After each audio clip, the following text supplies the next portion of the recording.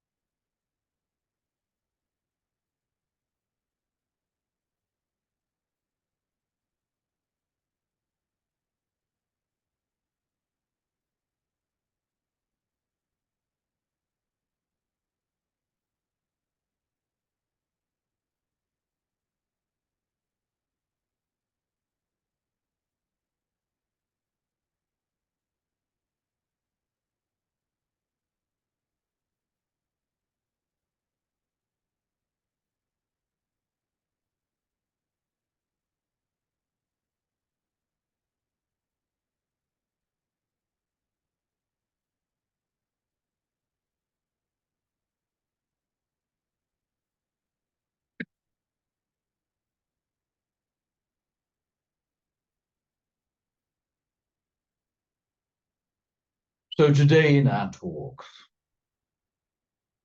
we'll have an initial talk and then the healing list, and then I will open to questions. Anything you would like to ask, but rather about the path towards spirit would be preferable, but any other question? And the talk that I will give in a moment is an introduction to our next topic. The next topic of prana, force, life force, desire for life. And the way spirit comes into manifestation from the stillness, from the void into matter. So let us begin.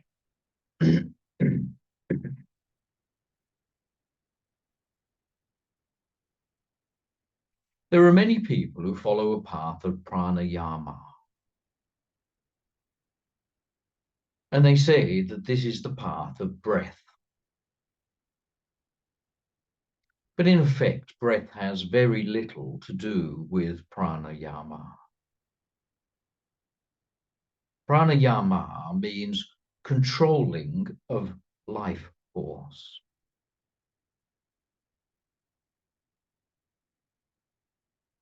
So breath is just one way or one exercise that can take you towards prana, but may not be pranayama. There are many other ways and many other exercises which could take you in that direction. You see, in the course of the universe, there exists in its primary form two different forces. The first one is known as Akashic, otherwise known as space or emptiness. And here resides spirit. Spirit and Akashic are both still. They are everywhere, in everything, know everything, feel everything, and have the ability to watch everything.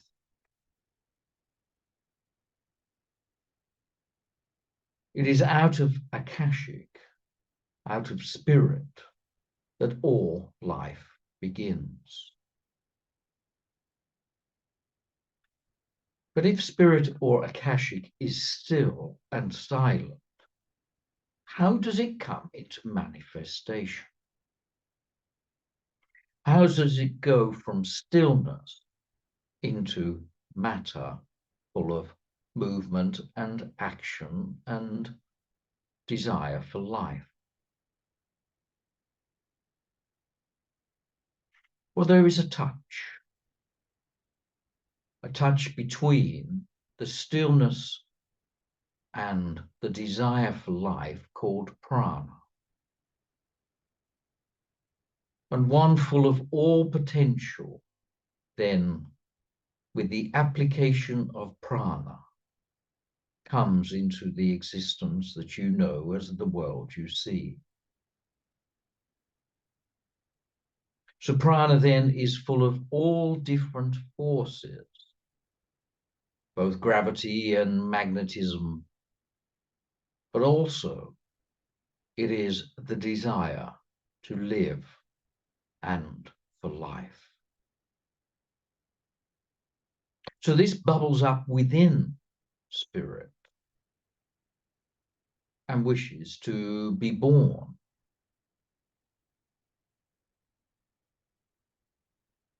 And prana lives all it must live, but must return to the purity and stillness of Akashic. So all comes from stillness, and all will return to stillness until it is time yet again to be born. And it is that desire for life that keeps man living lifetime after lifetime, touching back into the world of spirit, and then deciding to live again. It is that desire for life that takes it away from its true desire and the desire of stillness and the spiritual truth.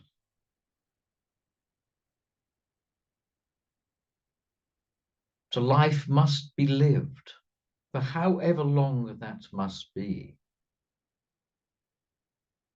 So out of the stillness comes all suns, all universes, all matter, and all manner of beings. And they live for their lifespan, returning back to the purity of the stillness and space. Now, Akashic or spirit are very difficult to perceive, but they are in the essence of absolutely all things. In fact, the only time you can truly perceive spirit is when it is in its form, to go from causal into subtle, into what is known as the gross body, the physical body.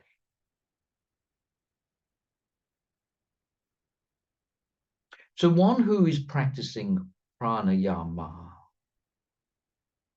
in essence, is controlling life force, the desire to live. And one who is sufficiently practiced in this, and there are very few of them, will control the very flow of life into the physical form, and therefore may choose to live beyond their life expectancy, to control the flow of other life forces. And one who is true of this may call all the angels, all the celestial bodies towards them, and come they will. Because this being controlling the very life essence of all things means that anything that is living, in whatever shape or form, must do the bidding of one who is in true control of life.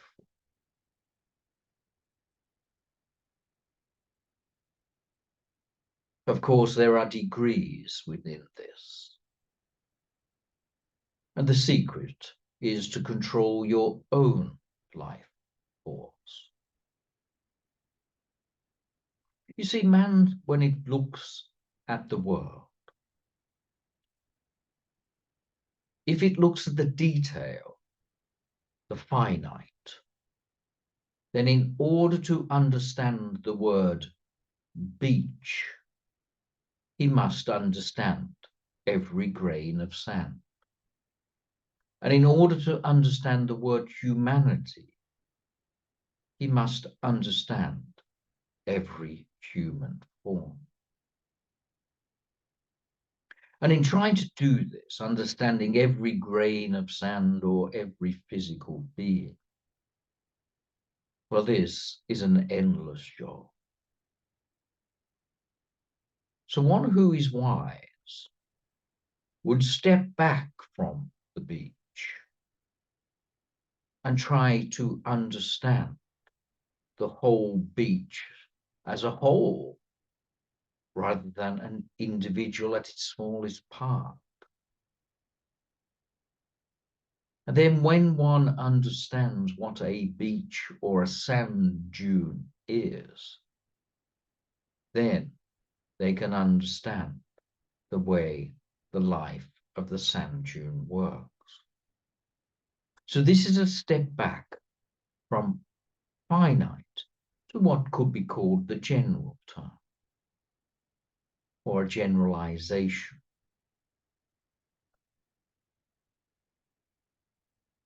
So if you are to understand beyond your own form,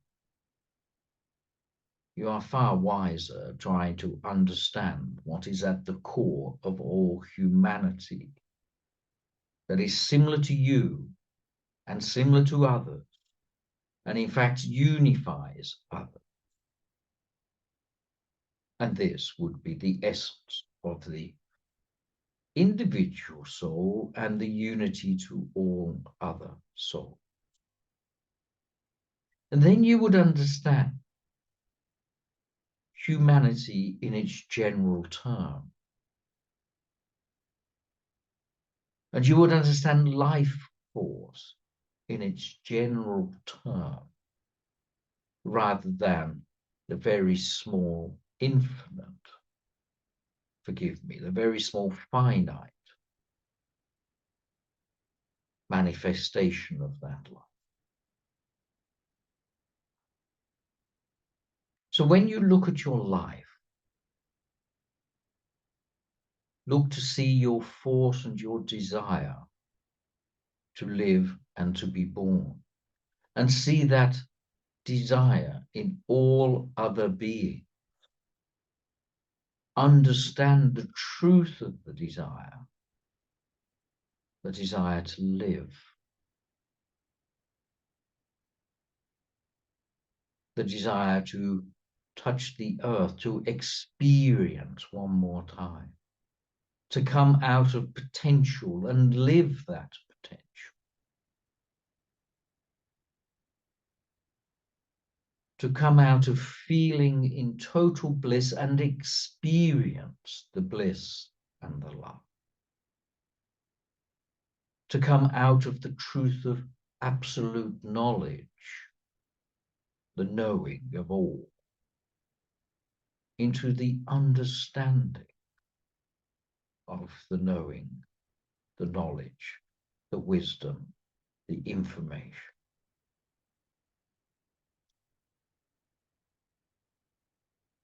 So you come into life to experience yourself, your truth.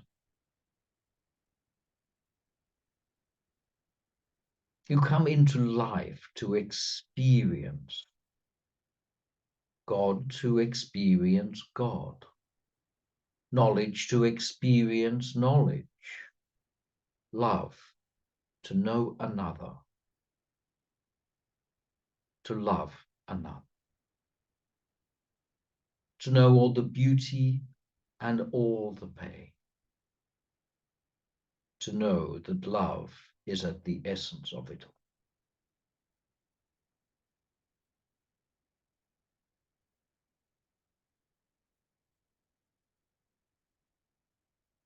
So the soul must know its own truth, but the physical form must not. Otherwise, there is no gain. There is no experiencing of self.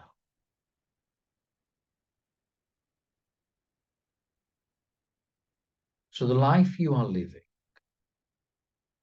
is in essence pointing you back towards the truth of yourself,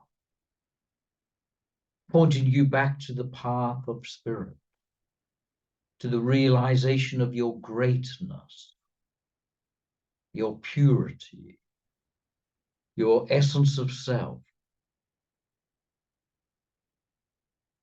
It is pointing you back to your spirit, for the full potential of all things, where all things come from and all things must return to. The spirit coming into the world to learn that it is spirit itself, to love, to know, to watch the world at play.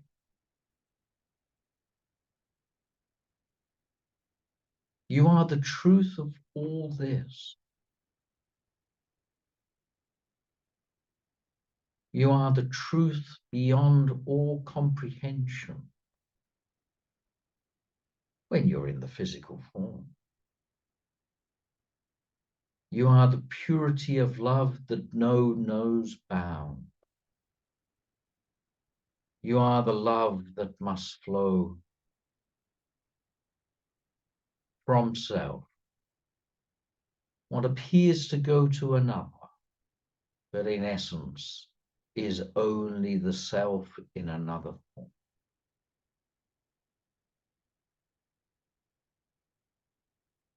So when you look at the one that is injured, mentally, emotionally, physically, know that that pain is your own pain. Know that their challenge is your challenge.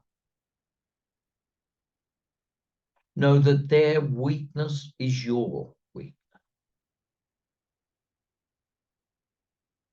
Know that their desire for love and for truth and to be seen and felt and heard and touched is your desire to be seen and felt and heard and touched. The pain in another you love because you are loving yourself.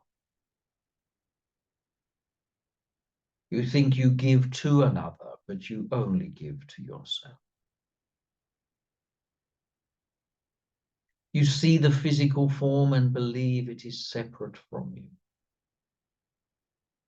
but it is not. It is the very same person that you look at in another and in a mirror. The spirit in one is the spirit in the other. The consciousness in one is the consciousness in another.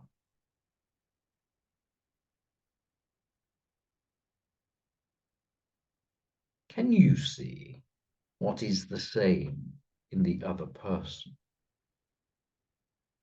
Or do you only see what is the difference in the other person? Step back from the finite to the general and see not the body, but the soul. And not the soul, but the spirit. See the spirit at play in many forms. The beauty that is in one is in all the world as a reflection of what is in the great one.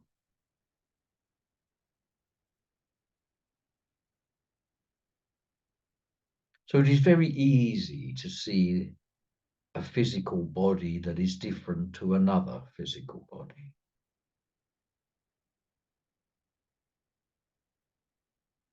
And each grain of sand looks very different when you truly look at it.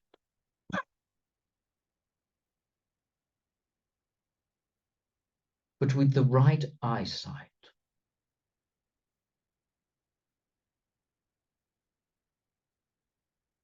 there is so much more that could be beheld by each person.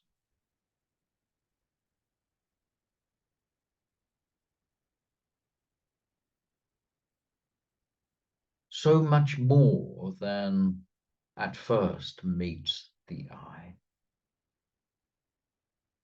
Have you not wondered why the inside matches the outside of your being? Have you not wondered that as you think, so it is manifested?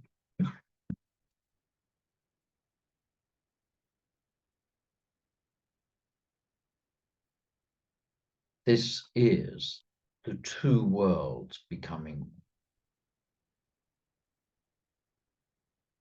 The two worlds of what is physical and what is not physical. Returning back to the non-physicality.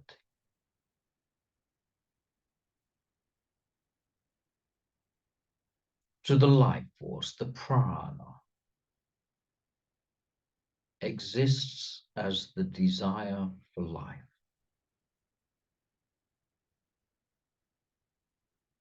And until you understand it, you will be compelled by its force to always be born, to always express itself. But as soon as you step away from it and understand it in its glory, you stay in the purity of spirit.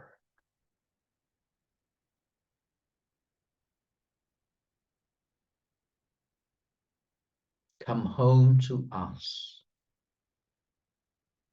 by letting go of the physical world and seeing it for its truth.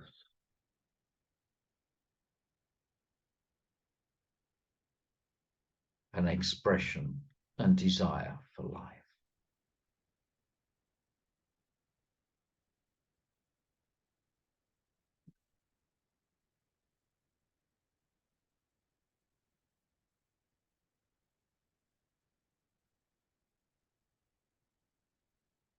A touch of heaven.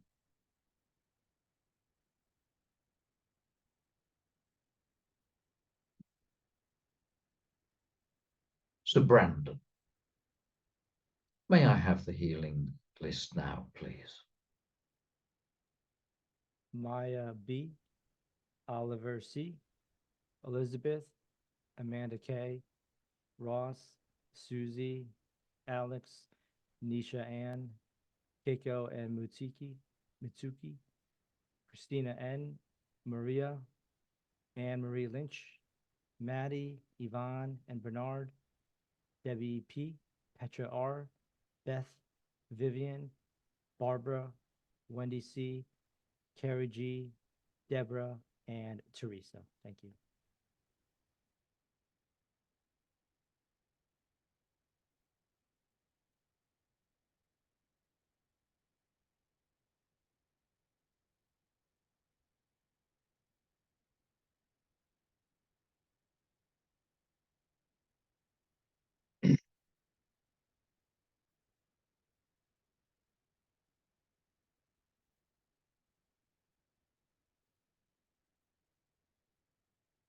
So now, as promised, I will open myself to question,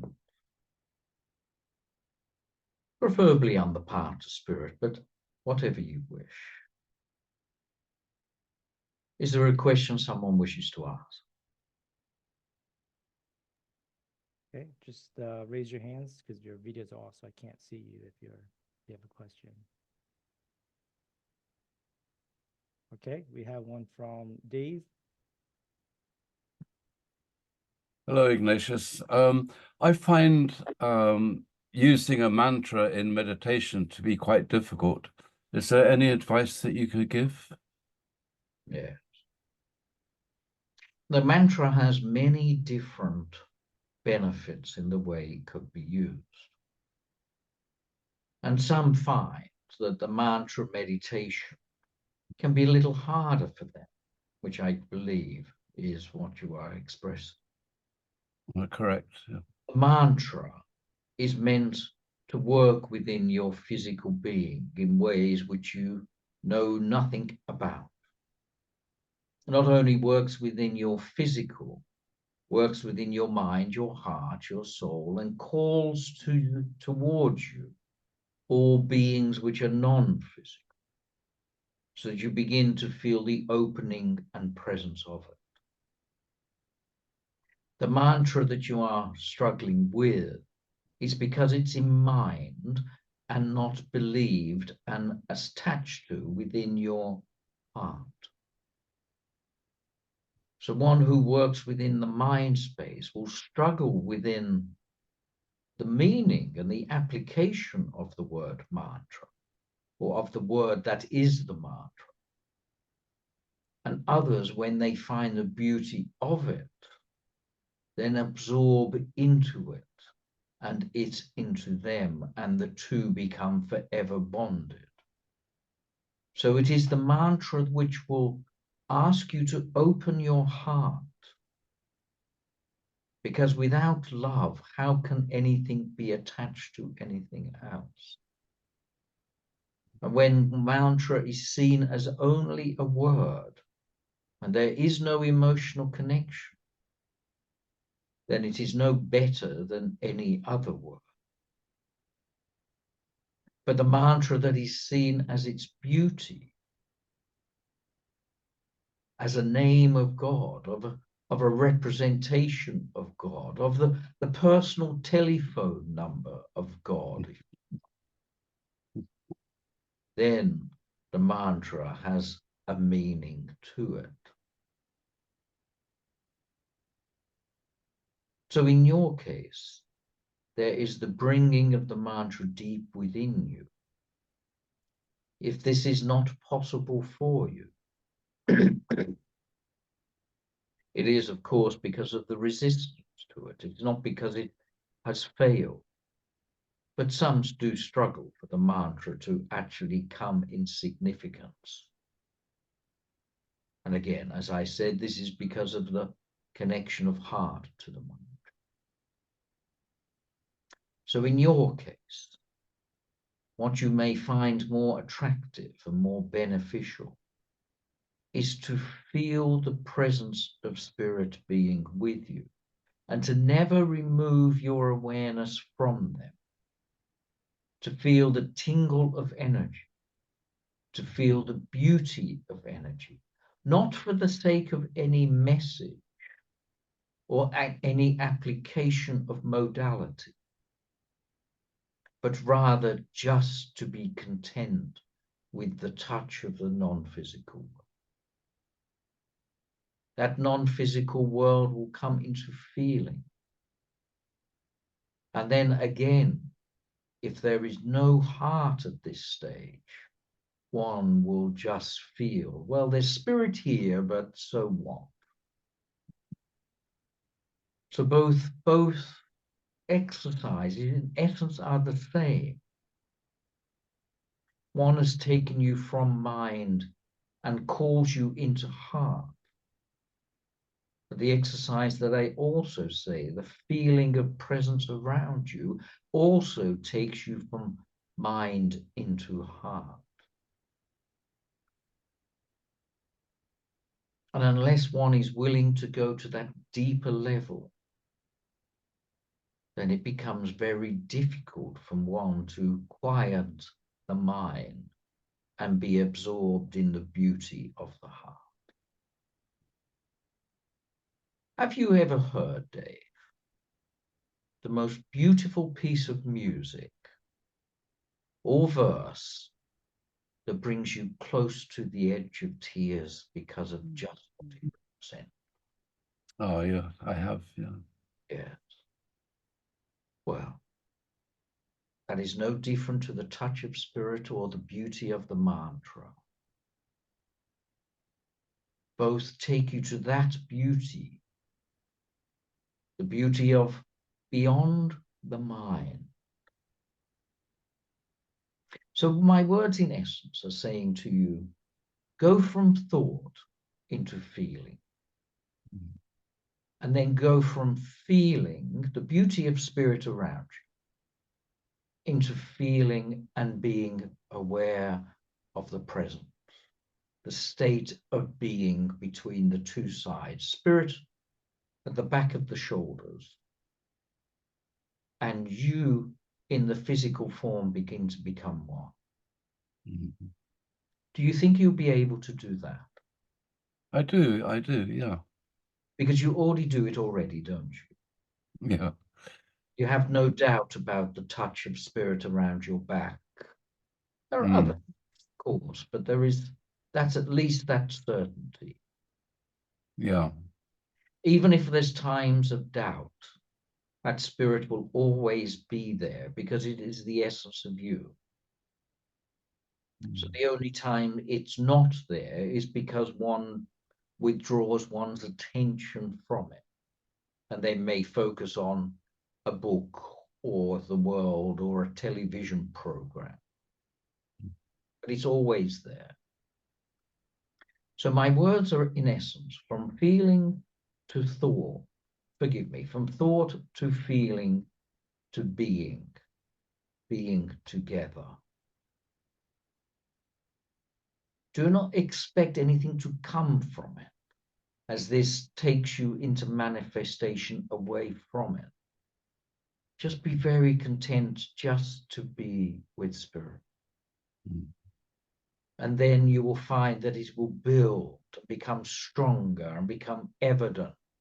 And you'll find that it will also change, sometimes on the left, sometimes on the right, sometimes a more defined form within it, but do not worry about that. Stay with the beauty of essence. Because if you then follow the form that appears within the connection of spirit, well, then you follow soul and not spirit, manifestation, not stillness. Would that be workable for you? Definitely, definitely. I really appreciate your advice and thank you for that. Remember, the truth is from mind to heart to being.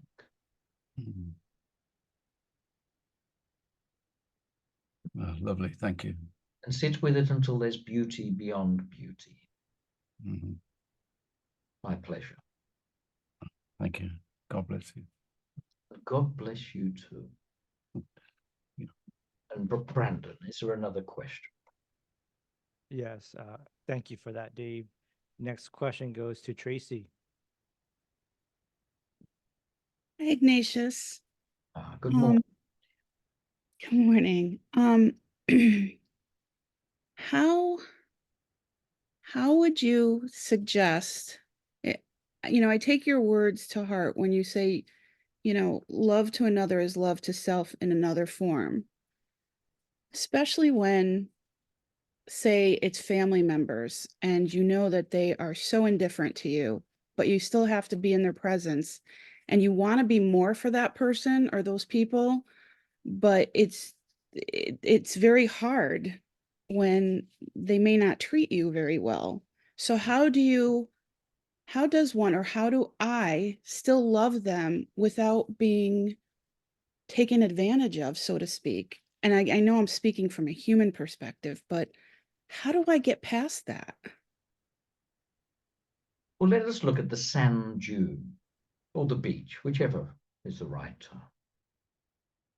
When there's two pieces of sand or two grains of sand on a beach, the water would come in and go out and rub two pieces or two grains of sand together. And the two grains of sand would, in effect, damage each other. And the two grains of sand would become either smaller or round, more smooth, and they would still retain their individuality. And the individual grain of sand would say, I am moving away from this grain of sand. I'm going to live over there away from you. And some people then run away from their problems and their difficulties, only to sit next to another grain of sand in another location, another place. So one cannot run away from one's problem, but rather one steps back and transcends the problem. In essence, this is what you are asking. How do I transcend this difficulty? When you look at a parent, and let's be fictional, let's say it is a sister or a mother or even someone else. When you look at them, they look like the physical body. But if the philosophy is true, they are not the physical body. They are just the same essence as you, but in a physical form, in a way to wake you up and to show you your own truth. And when one is so obnoxious and so painful in front of you, then they give you the opportunity to transcend that pain. So if you look deeply into the words of another person, and as they may, and I use the word may, try to demean you, belittle you, or tell you you are not good enough, then if you look at it truly, this is your opportunity to summon up your truth. Opportunity for you to connect to your truth and to be aware that this is no more than a play on the screen. So if I said some very painful words to you, that is still in the physical form, and you feel them in the physical form, but this is your opportunity to transcend that physical form by knowing those words cannot harm me. Only my ego mind is damaged. Only my sense of my physical self is damaged. Only the character I am playing in this play is damaged. I am not. The essence of you is forever pure. Forever pure. And if you look within you, you see that purity if you can just step back. So if you look at a beach is always a beach, no matter how many grains of sand are in love or are indifferent to each other. The beach has not changed. Take one step back. Find your truth. Know that they are their own weakness, their own enemy. You fight their fight, or you honor your peace. The peace in you is forever. The anger in another is only for moments. Anger cannot last forever, but peace does. What is true and what is illusion is in play right in front of you. Which do you honor? Which do you truly hold on to? So even now, if you look within you, if you look inside you, there is a sense of peace. There is a sense of endless love if you look close enough. And you are rich in love. You are richer than most in the physical form. Is that not worthy? Can you hold that form? Wrong words. Can you hold that love? No matter how turbulent the wind and the waves are in front. Is that not more enjoyable than trying to hold the wind, to break the wind, to stop the wind? You cannot control that person, but you can control what you look at. Let your beauty of love be your driver. Know that to be your truth. Let them worry about their pain, their demands, their expectations of you. They are just asking you to be sure in your own self. Is this not an opportunity for you to honor and hold your true self in the adversity that is being sent in your direction? Is it not your learning? Is it not your school? Is it not your opportunity to be true to you? Or you come out of that truth and you play the play of hero and villain. But the truth is, You are the most beautiful of beings. In the physical world, you are rich in love and presence and peace and joy. And you touch this. You touch this at times, but then reject it to play the play.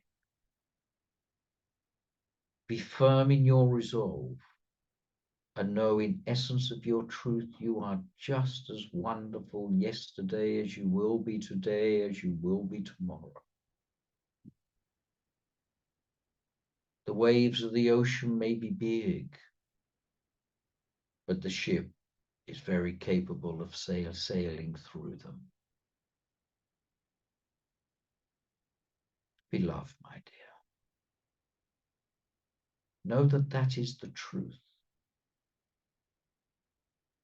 Hold your presence and feeling of love. No matter what is going on the outside, love matters more.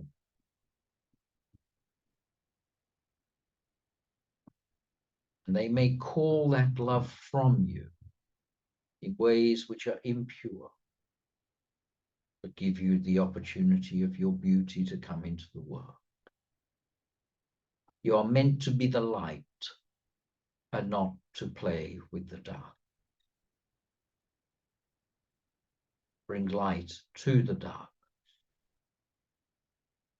because that is your truth and that is who you are. The outside world will not defeat you, because that is an impossibility, unless you want to pretend it has.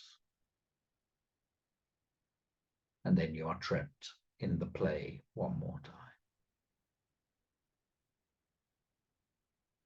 So the work that we do together, privately and in groups, is no more than a reminder of your truth. I stand forever with you, my dear. Do you want the temporary, or do you want the permanent? Do you want the blow of the wind or the sense of self? So as their wind blows, feel me next to you.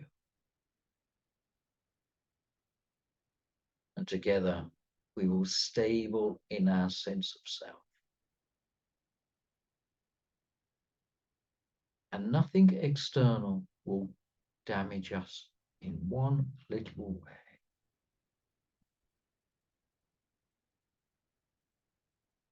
I hope that helps you. Thank you. It does. And I will definitely take your help in as I walk forward, and I will take every word you say to heart, and I won't try, I will do it. Thank you. There is no need to believe in my words, but to experience them. You can experience my touch with you, because I know you've acknowledged it. And I stay there. I do not come and I do not go. I am always there. What is this I? Well, it is the purity of you. Your purity in you is the purity within me and within other. They do not know it. You and I do. No need to believe. Experience. I suppose it's similar to the words of Dave. Go from the thought of my present to the feeling of my present, to the being together forever. And that is so much more comfort than the changeability of the world. God bless you, my dear. God bless you, Ignatius. Thank you so much. Now, Brandon, is there another question? Yes, next question is from Michelle. Hello, Ignatius. Good to talk to you again. Yeah, and to you, my dear. My question is like in the Bardo, we are faced with our mind throughout the Bardo. And then when you look at spiritualists, like at the moment of death, you hear about people meeting families and then mediumship, and it seems to be more centered on identity, like keeping your identity. And like in the Bardo, like they talk about facing yourself, and then 49 days of reincarnation, and I know all that stuff, but in spiritualist ideas, it's more like just like a family gathering and everybody being together and stuff like that. But it's not more mind, like finding yourself. And I'm kind of confused on the similarities and differences, that because they seem so far apart from each other that I don't know where the truth lies in between. And I was just curious of what your thoughts were. If one has any type of belief, be it religious belief or non-religious belief, or belief in self, or belief in the physical world, then that belief, of course, is within the mind, which goes from life to life. So if one believes in a particular form of afterlife, then the afterlife will appear as that form. So, for example, if you were Christian and you honored all things Christian, then the afterlife to you will look like a Christian scene or environment. If you were one who believed in self and nothing but satisfaction of the self, then one would go to a realm which looks like getting all the worldly desires satisfied, but only for your own being, never for another. This may be termed as the lowest form of afterlife or spirit world. For one who believes in other belief systems, the afterlife will conform to that otherwise. Is it not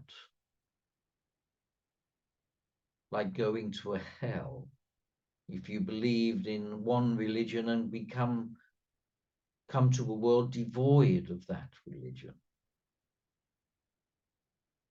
Or you believed in the worship of the self and then you come to a world where you are in service to others? Is that not more of a hell than a heaven? So we support the mind, and the mind creates one more time. The mind creates an afterlife where all things come true according to what the mind wishes to follow. The essence of the mind being the creating factor. And therefore, the mind creates another life that must be lived.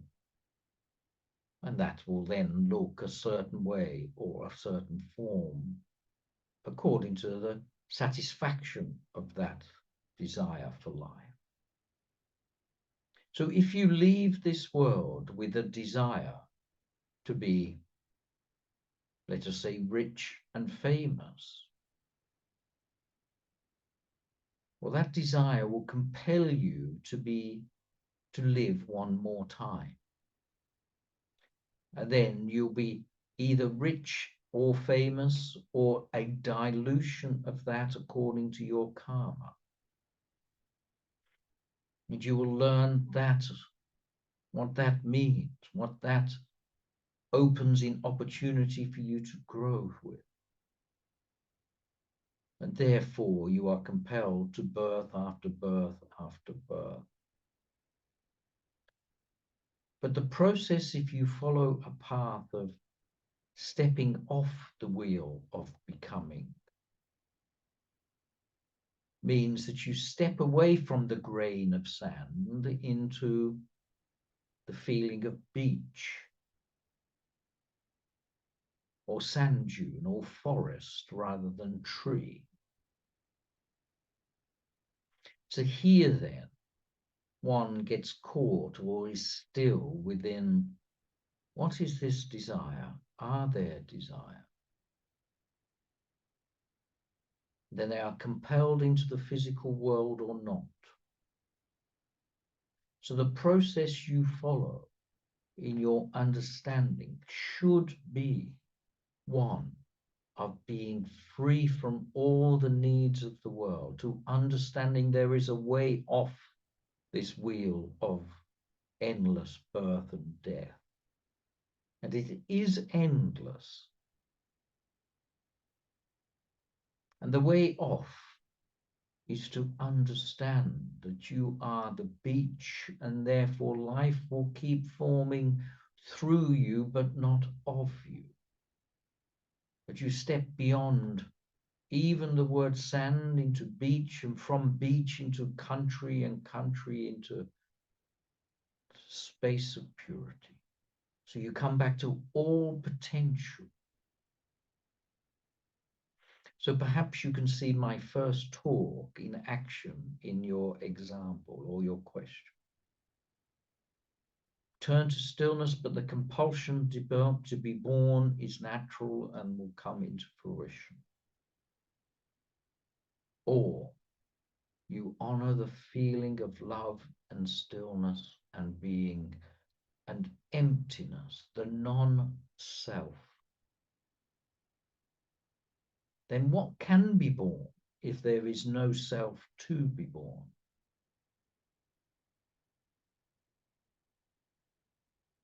See, the love of the human body is great within many people.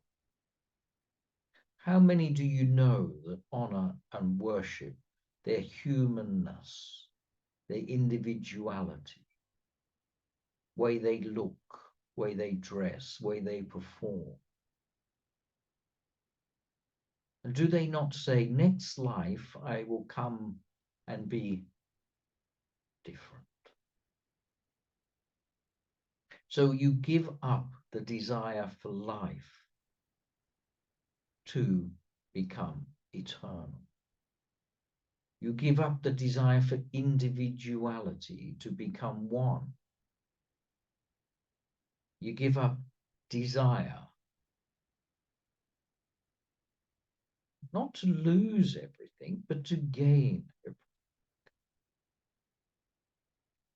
So the word bardo, the in-between world, 99.99999% of people will come to this world, and this bardo world, and then sit on a choice, and then will be compelled into the physical world one more time.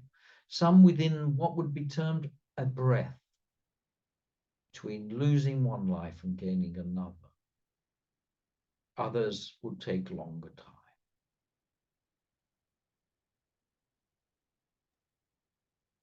So that compulsion is seen for what it is in this bardo world. Seen for what it is. Do you wish to be born again? Question. Tick A for yes or B for no.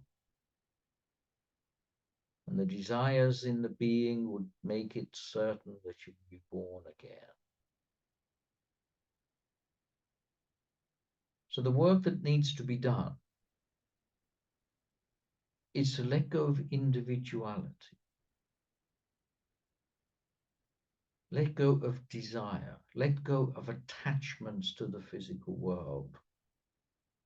And enjoy the beauty of love, presence, stillness, and being. So in essence, also, it is very same answer to the answer for Dave. Caught in the physical, you will live the physical time and time again. Starting the feelings, and the beauty of feelings will take you into a higher vibration and a deeper connection, but will also compel you to live again. Step back from your life. See that you are not the one that's being born, but the one that's observing the birth and the death and the living in between. And know that you are never born and you will never die. But if you're caught in the physical, both death and birth become painful. But the truth is, they are neither painful nor the end or the beginning.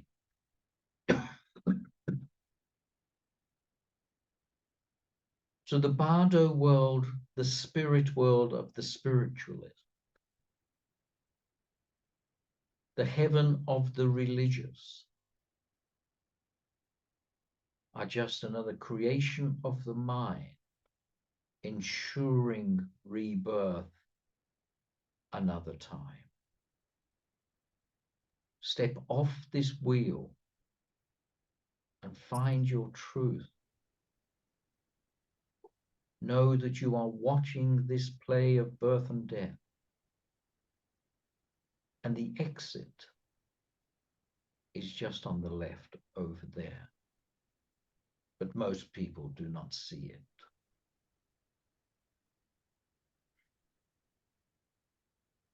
So both examples of the spiritualist and the Buddhist are true. But there is great truth beyond. So just because you lose this physical world does not mean that you do not continue to grow, evolve, and develop.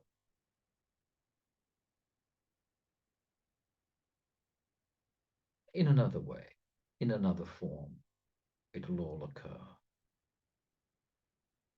Sit with me in the beauty. And know the external world cannot disturb that. And then you will feel you are sitting in spirit.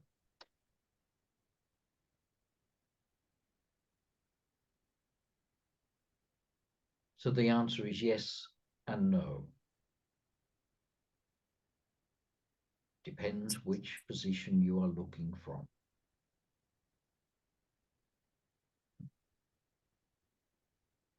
I trust that helps a little. Perhaps it just gives you more questions. I was just going to ask is, so with meditation, is meditation in a preparation for our physical death? So that's my cat just knocked something down. Preparation for physical death.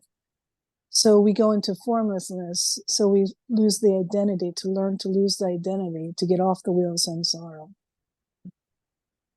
So meditation, when you're sitting in meditation, is indeed the preparation for the loss of the body.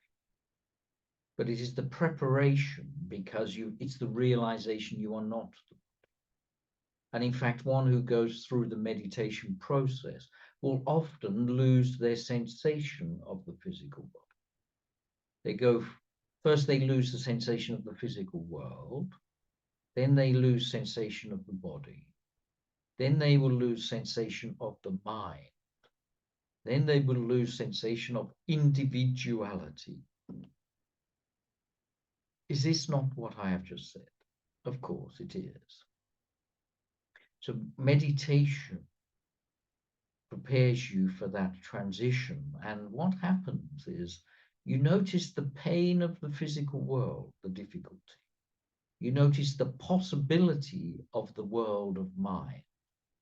And you notice the stillness that is beyond body and mind. Again, is this not the world of Akashic or stillness or spirit? Is the desire for life then the impulse to create a physicality one more time? So meditation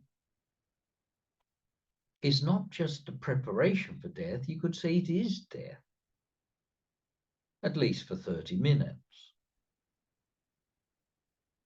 But it shows you the play of life. And even in one who is troubled in meditation and has troubled stilling mind, the connection to their non-physical being is still true. And therefore, the worst meditation is still doing benefit to the individual, as they are attempting to honor the non-physical self. Perhaps they are not achieving it, but they are setting their course to the non-physical self. So imagine you're in the movie theater and it's a very enjoyable movie.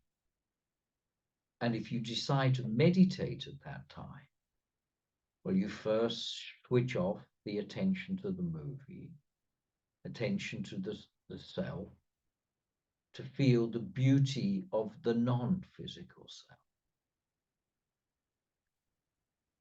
And in a short period of time, the non-physical journey is so much more enjoyable than the physical. And the movie seems so weak, so two-dimensional, so color impoverished compared to the beauty that is awaiting for you in the non-physical world. And those which follow the spiritualist movement, do they not say there are colors and sensations that the physical world will know nothing about? It's because the physical world is two-dimensional in comparison to the multi-dimensional non-physical world. Of course, I use those words loosely, but for effect.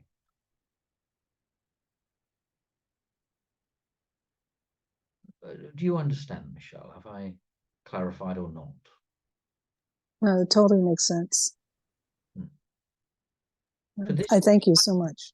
yeah, for this to be true, then other teachings or other stories, explanations must all come together in this very question.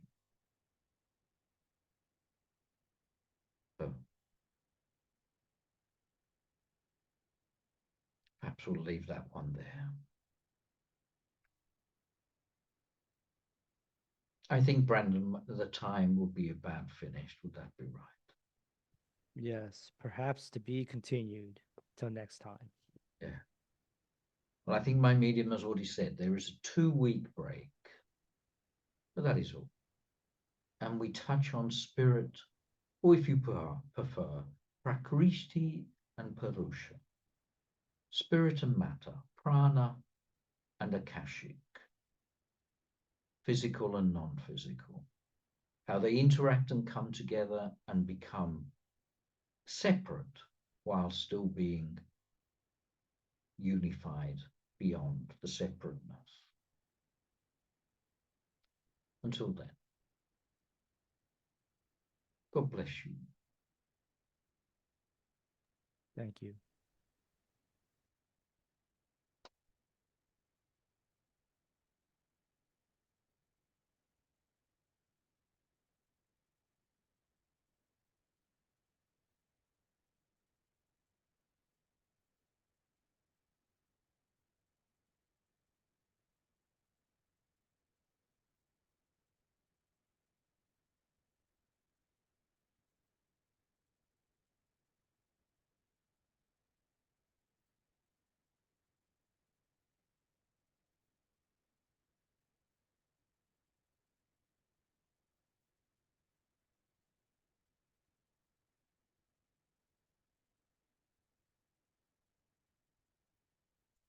Good.